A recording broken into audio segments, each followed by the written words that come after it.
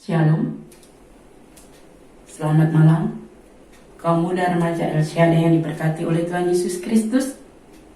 Tak terasa seminggu kita lewati. Malam ini, malam minggu,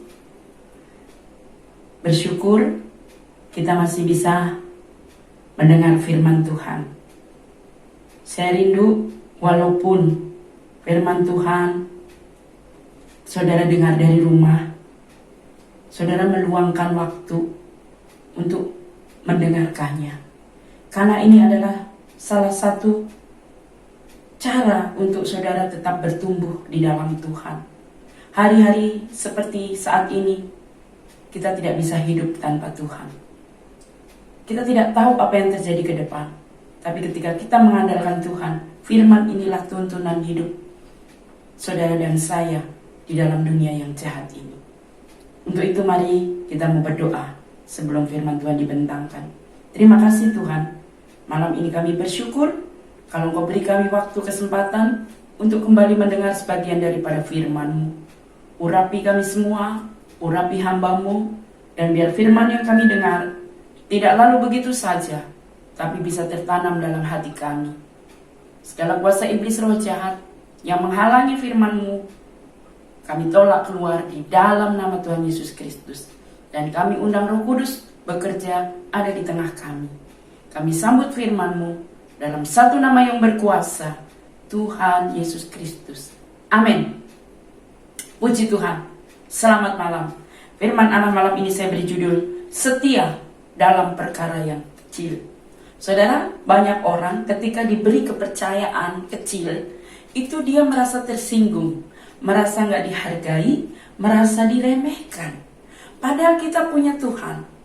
Dia menyatakan dirinya datang ke dunia menjadi seorang hamba, melayani. Ada lagu berkata, melayani lebih sungguh. Tuhan lebih dulu melayani kepadaku. Tuhan mau kita ini menjadi pelayan-pelayan, melayani orang lain, melayani Tuhan dengan sungguh. Jangan memandang besarnya kepercayaan itu. Walaupun kecil, lakukan dengan setia. Kita akan mulai dengan pembacaan pertama kita di dalam Injil Lukas pasal 16 ayat 10. Di sini dikatakan, barang siapa setia dalam perkara-perkara kecil, ia setia juga dalam perkara-perkara besar. Dan barang siapa tidak benar dalam perkara-perkara kecil, ia tidak benar juga dalam perkara-perkara besar. Saudara, Alkitab jelas mengingatkan bahwa siapa yang setia dalam perkara-perkara kecil, ia juga akan setia dalam perkara-perkara besar. Tuhan tidak mungkin memberi kepercayaan langsung yang besar. Karena kalau yang kecil belum teruji. Segala sesuatu dimulai dari yang kecil. Nah, ini juga adalah salah satu rahasia. Banyak orang ingin jadi besar. Padahal Alkitab jelas katakan kalau engkau mau jadi yang terbesar, engkau harus belajar untuk menghargai hal yang kecil. Nah, saya akan sampaikan rahasia untuk menjadi besar sesuai firman Tuhan. Yang pertama, kalau saudara mau jadi besar, itu kan cita-cita semua orang. Nggak ada orang yang mau kecil terus. Saudara tanam bunga aja dari kecil pengennya tumbuh lalu mekar. Saudara tanam buah pengennya dia tumbuh lalu berbuah. Demikian pula, saya percaya kaum muda semua mau menjadi besar. Inilah rahasia untuk menjadi besar. Yang pertama, untuk bisa menjadi besar, jangan saudara meremehkan sesuatu yang kecil. Jangan meremehkan kepercayaan walau kecil. Jangan meremehkan tugas walau kecil. Saudara, apapun yang Tuhan percayakan, lakukan dengan setia. Karena semua yang besar itu dimulai dari yang kecil. Tidak ada sesuatu yang tiba-tiba besar. Saudara pun sebelum jadi remaja kaum muda, tadinya adalah bayi yang tidak bisa berbuat apa-apa. Segala sesuatu perlu bantuan orang lain. Tak berdaya. Lalu tumbuh menjadi besar. Bahkan tadi sudah saya singgung pohon. Kalau saudara lihat di pinggir-pinggir jalan itu besar, rimbun. Apalagi di taman yang banyak pohon-pohon rindang. Itu juga dimulai dari kecil, tidak langsung tumbuh menjadi besar. Untuk itu, jangan juga meremehkan hal kecil. Jangan juga meremehkan anak kecil. Saudara ingat murid-murid dia pernah meremehkan anak kecil. Dan apa yang dimiliki oleh seorang anak kecil? Ketika Yesus khotbah di bukit, lalu Yesus bilang, beri makan kepada semua orang ini, mereka lelah. Jumlahnya 5.000 orang lebih. Ketika mereka sudah berunding, oh nggak mungkin orang sebanyak ini. Lalu ada seorang anak kecil menawarkan bekalnya 5 roti 2 ikan. Semua orang meremehkan. Bahkan semua murid-murid meremehkan. Untuk apa bekal 5 roti 2 ikan dibandingkan kebutuhan yang besar ini? Apalagi yang bawa anak kecil. Tapi apa yang dilakukan Tuhan? Tuhan tidak meremehkan. Tuhan memanggil anak itu. Tuhan mengambil apa yang dibawa anak itu, mengucap syukur kepada Tuhan. Apa yang terjadi? Mujizat. Sesuatu yang besar terjadi. 5.000 orang makan kenyang, masih ada sisa 12 bakul. Kalau saudara mau alami mujizat, saudara jangan remehkan hal kecil. Karena banyak kali Tuhan beracara, bekerja, melakukan perbuatan ajaib, justru melalui hal-hal yang kecil. Itu rahasia lewat firman Tuhan malam ini. Saudara ingat Goliat? Dia bisa segalanya. Dia pahlawan. Dia punya baju perangnya nggak tembus oleh senjata. Senjata apapun nggak bisa tembus baju perangnya itu. Terbuat dari baja.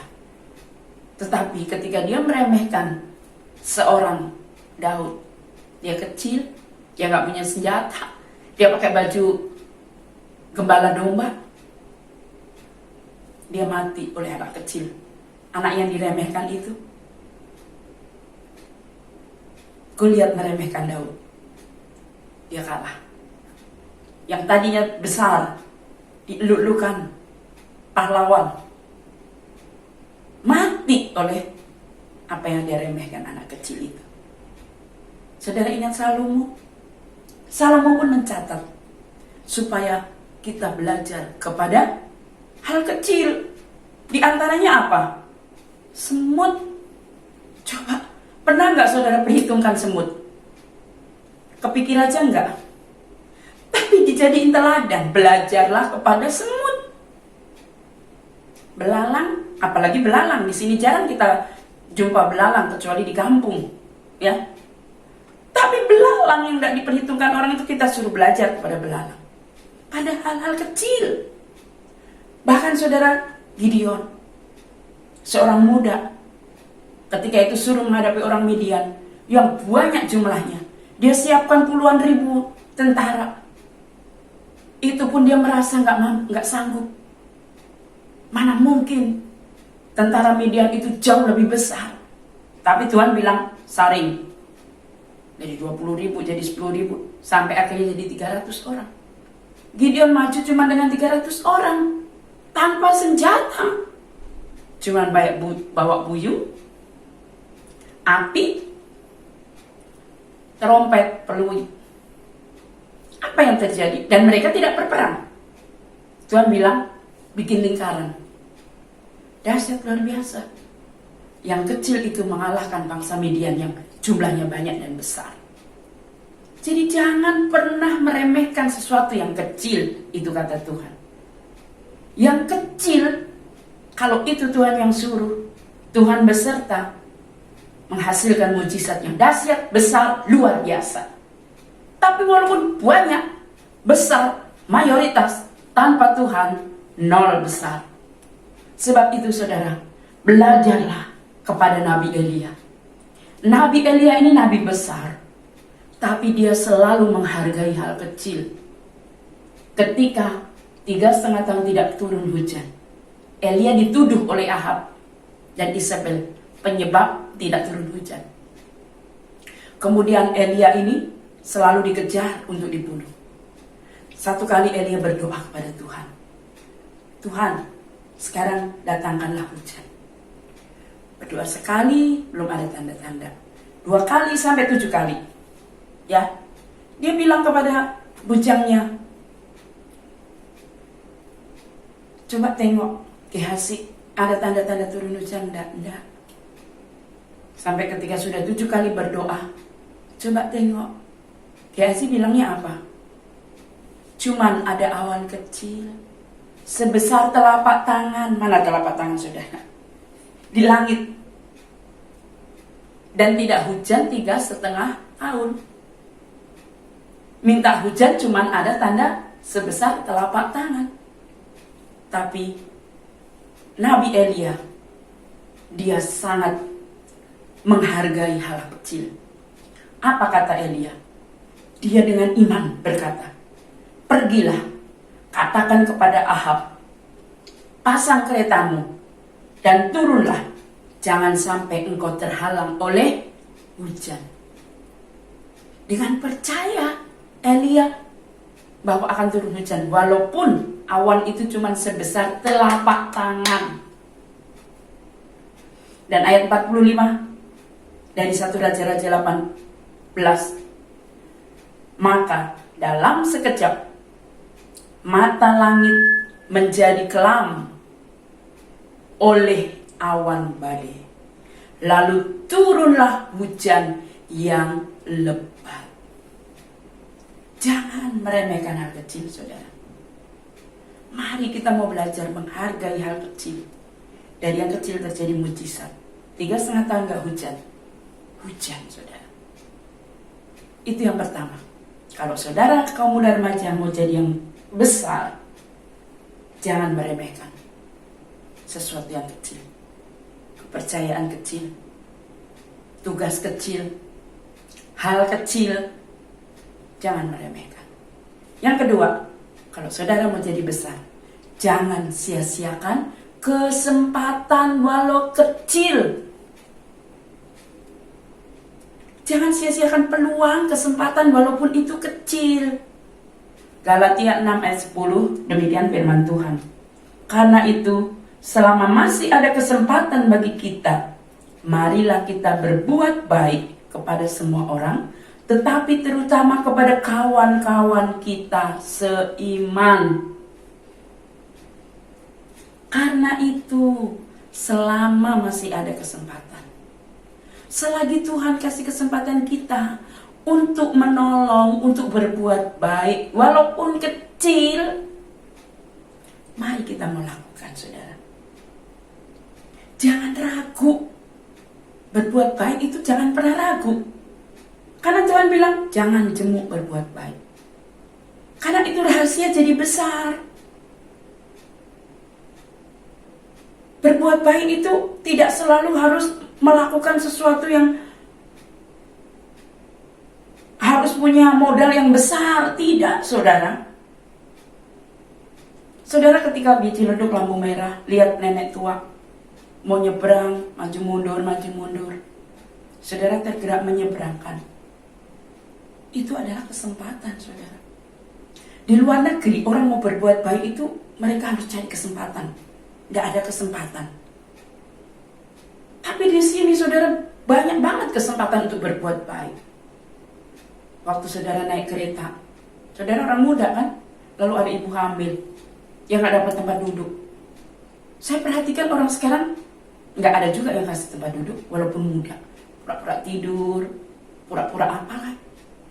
Tapi saudara, kalau saudara mau jadi besar di dunia zaman yang serba cuek hari ini, ngelihat nenek tua, ibu hamil kah, saudara masih mampu berdiri, saudara kasih itu bangku. Itu kesempatan berbuat baik. Jadi banyak peluang sebetulnya untuk saudara dan saya, apalagi saudara orang muda, untuk berbuat baik. Karena ada satu ayat di dalam Ibrani pasal 13 ayat 2. Jangan kamu lupa memberi tumpangan kepada orang, sebab dengan berbuat demikian, beberapa orang dengan tidak diketahuinya telah menjamu malaikat. Jadi saat saudara berbuat sesuatu, itu saudara jangan-jangan sedang melakukan untuk malaikat, untuk Tuhan. ketika mungkin antrean, saudara sedang antri, entah itu beli bank, entah itu beli tiket, saudara antrian panjang. Lalu mungkin ada orang yang juga mengantri, tapi mungkin dia terima telepon untuk ayahnya meninggal. Saudara dengar, otomatis kan dia harus segera. Ada nggak saudara tergerak? Pak, tukeran tempat buat saya. Itu perkara kecil, saudara. Tapi saudara sudah lakukan dengan baik. Itu baru di luar, belum di dalam rumah Tuhan, di dalam gereja. Pernah nggak saudara merasa bahwa gereja itu rumah Tuhan? Tanggung jawab saudara juga untuk melakukan sesuatu. Walaupun itu kecil, saudara tersentuh, mendapat sesuatu ide, lakukan. Jangan menunda-nunda. Ada satu contoh, Ribka. Ribka itu anak gadis. Dia tinggal di Mesopotamia, di negeri Aram. Satu kali ada kakek-kakek, namanya Eliezer. Dia sedang mencarikan jodoh untuk Iska. Kakek-kakek ini kehausan, dia bawa unta banyak. Lalu kakek-kakek ini tertarik, ini anak kok rajin banget ya. Lalu dia coba, boleh nggak aku minta minum? Dia langsung kasih minum. Dia nggak tanya bapak siapa, dari mana. Kalau dia pemuda ganteng, wajar, nggak usah diminta, dia mungkin kenalan. Ini kakek-kakek, dia langsung kasih minum. Lalu bolehkah aku minta air juga untuk unta?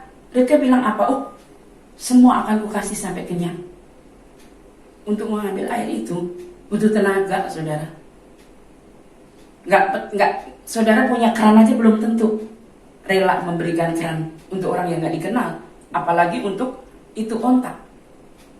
Onta itu minumnya bukan 1-2 galon, puluhan galon satu onta. Ini 10 onta. Dan apa yang dilakukan itu? Dia melakukan firman. Orang mungkin teman-temannya, bodoh banget sih ini Ribka. Ngapain kerja bakti untuk orang yang gak dikenal? Ya, pasti teman-temannya berpikir seperti itu. Tetapi itulah cara Ribka. Dia sedang melakukan kehendak Tuhan. Dia pakai peluang, tidak menyia-nyiakan kesempatan saat ada orang butuh pertolongannya. Dan apa yang terjadi? Akhirnya dia gak pernah menyangka dialah yang dipilih oleh Iska untuk menjadi istrinya. Karena Eliezer akhirnya menanyakan, aku sedang mencari calon menantu untuk Abraham buat anaknya Iska. Dan dia menjadi ibu umat pilihan Tuhan. Berkat yang luar biasa kan? Menjadi besar karena melakukan apa? Hal kecil. Dia tidak menyia-nyiakan peluang untuk menolong kakek tua yang sedang kehausan. Contoh lain Yusuf. Yusuf juga tidak menyia-nyiakan hal kecil. Satu kali ketika dia ada di penjara, ada seorang juru minuman. Dia minta mimpinya ditafsirkan. Yusuf lagi dalam kesulitan. Bisa saja dia bilang, ngapain sih? Minta tolong menafsir mimpi. Tapi Yusuf, karena dia bisa dan mampu, dia lakukan. Dia tidak menyia-nyiakan kesempatan untuk menolong orang. Dia bilang, iya nanti dalam 3 hari kamu akan bebas, kamu akan kerja lagi di istana. Tapi nanti kalau kamu bebas jangan lupakan saya ya. Sebaliknya juru roti mimpi juga, minta tolong ditafsirkan. Iya dalam 3 hari kamu akan bebas, tapi nanti kamu akan digantung. Dan setelah 3 hari terjadi. Juru minuman kembali kerja di istana. Apa juru minuman itu ingat kepada Yusuf? Lupa, Yusuf tetap di penjara. Tapi Yusuf sudah menang. Dia sudah tidak menyia-nyiakan kesempatan untuk menolong, walaupun orang lupa. Berapa banyak saudara tolong orang, tapi dilupakan. Tidak masalah. Tuhan tidak pernah lupa. Tuhan mengingat. Sampai satu kali Firaun bermimpi gelisah, gak dapat tidur. cari tukang penafsir mimpi seluruh Mesir, gak ada yang bisa menafsirkan. Itu kan masalah kasus. Kalau istana sedang, rajanya sedang kebingungan, mempengaruhi semua. Lalu juru minuman baru ingat, oh ya ada Yusuf. Dipanggillah Yusuf. Yusuf menafsirkan mimpi Raja Firaun. Itulah awal mula. Akhirnya Yusuf dipercaya untuk menjadi orang nomor 1 di Mesir. Bahkan dia menimbun itu gandum. Itu hasil mimpinya itu. Kemudian tafsiran mimpinya itu, disitulah dia bertemu dengan ayah dan adik-adiknya, kakak-kakaknya yang sedang membeli gandum ke Mesir. Dipertemukan dengan keluarganya. Sesuatu yang gak mungkin dari dia melakukan. Tidak menyia-nyiakan kesempatan untuk menolong orang. Gak mungkin dia bertemu dengan kaum keluarganya, tapi bertemu, bahkan bisa akhirnya umat Israel tertolong, tidak mati kelaparan. Itulah saudara, jangan sia-siakan kesempatan untuk berbuat baik. Saudara mungkin pernah baca satu kisah seorang mahasiswa. Satu kali dia praktek di sebuah desa. Dia kehausan, tidak ada minum, dia tersesat. Lalu dia ketuk pintu, tok tok tok, yang keluar anak kecil. Dia bisa kasih saya minum. Namanya anak kecil, dia nggak berpikir panjang. Dia hanya lihat di meja ada segelas susu. Lalu dia kasih, jangan susu, saya minta air. Oh nggak apa-apa, ini susu. Waduh, kalau susu gini saya harus bayar berapa? Ibu saya selalu pesan, saya nggak harus mengambil imbalan kalau menolong orang. Oh ya terima kasih dek. Singkat cerita, nggak ketemu lagi. Karena disitu kan nyasar tadi. Dia kembali ke tempat PKL-nya dan bertahun-tahun nggak ketemu. Sampai satu kali, anak kecil ini dia sudah tumbuh dewasa. Dia sakit, berobat di kampungnya nggak ada obat. Dibawa ke kota nggak bisa juga. Akhirnya dirujuk, dibawa ke rumah sakit besar di Amerika Serikat. Ditangani, dirawat dengan baik. Lalu ketika datang tagihan, dilihat, dia sedih, menangis. Seumur hidupku kerja, aku gak bisa membayar rumah sakit ini. Tapi ketika dia lanjutkan baca, ada tertulis, lunas, dibayar oleh segelas susu. Tertanda dokter spesialis Howard Kelly.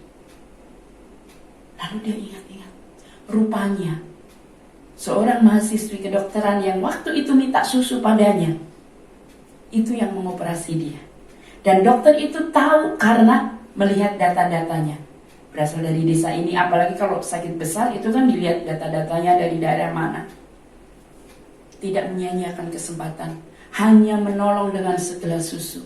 Siapa sangka dia akan tertolong ketika dia operasi kanker di rumah sakit besar dengan jumlah yang besar.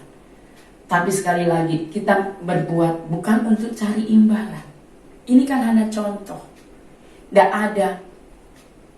Kalau kita melakukan firman Tuhan itu hidup. Firman Tuhan tidak pernah berbohong. Jangan sia-siakan kesempatan kecil. Selagi kita punya kesempatan, mari kita melakukan. Yang terakhir, kalau saudara mau menjadi besar, jangan sia-siakan tugas kecil. Kadang orang merasa dihormati kalau diberi tugas besar. Kalau tugas kecil, cuma kecil. Kalau saudara baca, saya akan bacakan mengingat waktu Matius 25 ayat 20-23. Judulnya adalah perumpamaan tentang talenta. Kerajaan surga itu diumpamakan seperti seorang yang mau bepergian ke luar negeri. Lalu dia memberi kepercayaan kepada hamba-hambanya. Kepada hamba yang pertama diberikan 5 talenta supaya dikembangkan. Hamba yang kedua diberi 2 talenta supaya dikembangkan. Hamba yang ketiga diberi 1 talenta supaya dikembangkan. Kemudian tuan ini datang. Waktu datang dia panggil hamba yang pertama. Hamba yang pertama, waktu aku pergi, engkau kasih 5 talenta. Mana hasilnya? Hamba yang pertama itu memberikan 5 talenta, berikut 5 talenta. Jadi 10. Apa kata Tuhan itu? Baik sekali perbuatanmu, hambaku yang baik dan setia. Engkau telah setia dalam perkara kecil. Aku akan memberi kepercayaan yang besar. Masuklah dalam kebahagiaan Tuhanmu. Lalu hamba yang kedua dipanggil. Berapa hasilnya? Dia memberikan 2 talenta, ditambah 2 talenta, jadi 4 talenta. Kata-kata yang sama. Tuhan ini berkata, baik sekali perbuatanmu, hambaku yang baik dan setia. Engkau telah setia dalam perkara kecil. Aku akan memberi kepercayaan yang besar. Masuk dalam kebahagiaan Tuhan. Pujian. Disebut baik, setia. Ketika menghargai tugas kepercayaan yang diberi.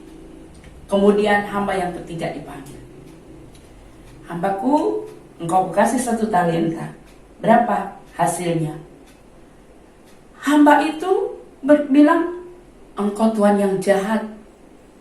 Engkau cuma memberi aku 1. Aku timbun. Tidak ada hasil. 0. Matius 25 ayat 30. Apa kata tuannya? Campakkanlah hamba yang tidak berguna itu. Sebelumnya Tuhan itu juga berkata, hei hamba yang jahat dan malas. Orang yang tidak menghargai kepercayaan. Tuannya bilang, hei hamba yang jahat dan malas. Jadi saat kita tidak menghargai tugas kepercayaan yang Tuhan beri walaupun kecil, itu kita disebut hamba yang jahat, hamba yang malas. Campakkanlah hamba yang tidak berguna itu, hamba yang tidak berguna, ke dalam kegelapan yang paling gelap. Di sanalah akan terdapat ratap dan gertak gigi. Saudara ngeri. Kalau kita menyia-nyiakan kepercayaan yang Tuhan beri walaupun kecil, kita disebut jahat, malas, tidak berguna, dan tempatnya di neraka. Bukankah dalam Amsal 28 ayat 20 dikatakan orang yang dapat dipercaya mendapat banyak berkah. Jadi mari kita menjadi orang yang dipercaya. Lakukan kepercayaan yang Tuhan beri sekecil apapun, tugas yang Tuhan beri sekecil apapun, dan lakukan. Jangan meremehkan hal kecil. Dan yang kedua tadi, jangan sia-siakan kesempatan kecil. Terakhir, jangan sia-siakan tugas kecil. Demikian firman Tuhan. Saya rindu kaum muda remaja Prapelsyade semua jadi besar karena bisa menghargai hal kecil. Mari kita berdoa. Terima kasih Tuhan buat firman-Mu yang mengingatkan kepada kami supaya kami setia dalam perkara kecil. Kepercayaan yang Tuhan beri sekecil apapun, ajar kami untuk melakukannya dengan setia. Bahkan untuk tidak menyia-nyiakan kesempatan menolong orang, berbuat baik kepada orang lain sekecil apapun. Karena itulah rahasia untuk menjadi besar menurut firman-Mu. Mampukan kami untuk bisa melakukan firman-Mu malam ini. Berkati seluruh kaum muda yang ada, apapun menjadi tugas kewajiban mereka sebagai pelajar, mahasiswa, pekerja, tidak satu pun yang tidak diberkati. Semua diberkati Tuhan. Amat terlebih setiap umat-Mu yang mengandalkan Tuhan, Engkau pasti akan memberkati. Jadikan setiap pekerjaan tangannya berhasil, supaya nama Tuhan dipuji, dipermuliakan. Dalam nama Tuhan Yesus kami berdoa. Sekarang saudaraku kaum muda yang dikasihi Tuhan Yesus Kristus, ulanglah, bawalah berkat yang datang dari Allah Bapa, Allah Putra, Allah Roh Kudus, Tuhan Yesus Kristus, menyertai kita semua malam ini sampai selamanya. Kami terima berkat Tuhan dalam nama Yesus. Yang percaya katakan amin.